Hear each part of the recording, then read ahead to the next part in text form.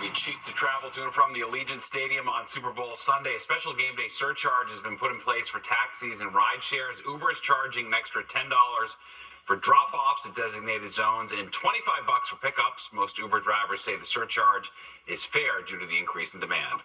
It would be a $25 all around, because if anybody can afford to pay the high tickets, then they should be able to pay a $25 surge from any area if you get dropped off at the football game. Yeah, the tickets are going for like 10 grand, right? Uber says all the money from the surcharge will go to the drivers. Well, are you tired of answering work calls when you're out of the office? Australia is set to introduce laws giving employees the right to ignore them once their shift ends. The right to disconnect proposal is aimed at restoring a work-life balance. If approved, the changes will allow workers to ignore unreasonable calls from their employers when they're off the clock.